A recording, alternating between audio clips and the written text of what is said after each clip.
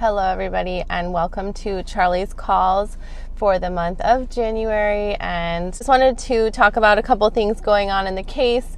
I just saw that Charlie's lawyer has asked for Katie's proffers, which I think is awesome that Charlie's going to get to see the proffers in the next month. We'll probably see that reflect in his phone calls, a frenzy of phone calls to Donna. I honestly thought that February was my prediction that Donna would be arrested, just like Charlie was arrested a couple of months before Katie's trial in May. Like in April, he was arrested, then the trial was in May. I thought that we would definitely be seeing Donna arrested. I think we're definitely on a Donna arrest watch. So I think that we see the most calls to Donna and his lawyers. I think he's trying to kind of get his last words into Donna before she goes to jail.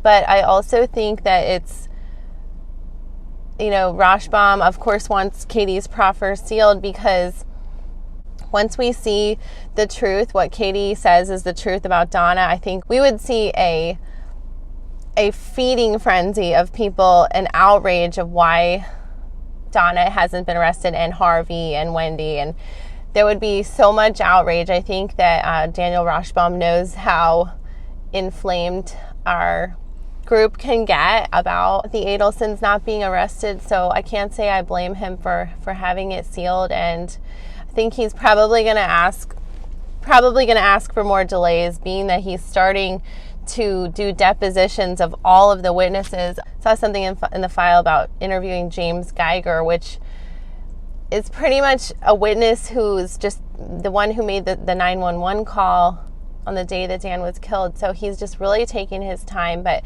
I just want to also note that thank you guys for watching my Justice for Jared videos, Jared Brightigan, and also the Justice for Tristan Bailey. Justice for Jared's very similar to the Dan Markel murder, in a domestic homicide, murder for hire for a spouse over custody, and Jared was killed over custody of some kids, just like Dan Markel, and also more to come about Tristan Bailey. But stay tuned for Charlie's Valentine's Day phone calls, and I've got to request those, guys. I will soon, and also his February calls coming soon. Let's go ahead and look at the numbers for the month of January. Thank you so much. Hello everyone. Let's go over Charlie's phone calls for the month of January in 2023, the first month of the year. Let's go ahead and see who Charlie has been calling. And we have Donna with 35% this month. That's an increase of about 3%. And I had speculated to myself that I believe Donna would be arrested in February if she was going to be before his trial, much like Charlie was arrested a couple months before Katherine's trial. But got a few more weeks in February, so let's see if that happens. Then we've got 35% of the calls to his lawyers. That's an increase of about 3% from last month. Then 10% of the phone calls were made to a burner phone. And now this is a separate burner phone and with the same area code as last month. So whoever is calling from the burner phone is calling from a separate burner phone, but that's a decrease of 1% from last month. Janice is about 3% of the phone calls. That's an increase of 1%. Then Harvey is 2% of the phone calls. That's an increase of 1%.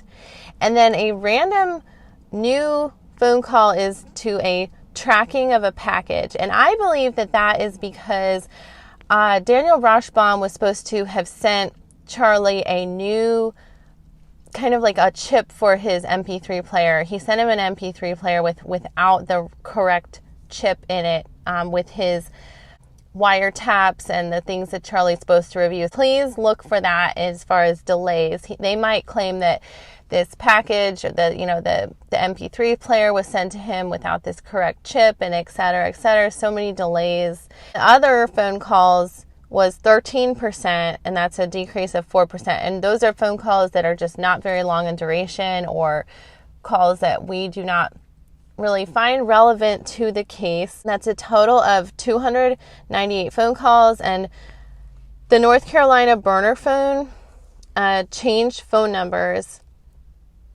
after one phone call on the old number. The new number is still North Carolina.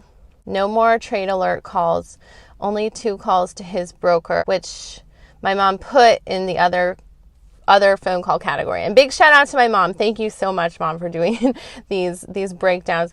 So there's no financial category this time. Maybe he cashed in all his stocks to pay his lawyers and his child support. Thank you guys so much for watching Charlie's phone calls for January. Not much new news except that no phone calls to trade alerts. Charlie's not really worried about the stock market right now. He is worried about that, tracking that chip that Rashbaum had sent to him to review these wiretaps. Anyway, guys, let's hope for a trial in May. Let's hope that things stay on track for this case management hearing. And thank you so much for watching. All right, thank you so much for watching. Stay tuned for Charlie's Valentine's Day calls. Once they get those to me, I'm going to break those down. And the month of February coming soon, and hopefully we have new news to report. And as always, thank you so much for watching. Have a wonderful day.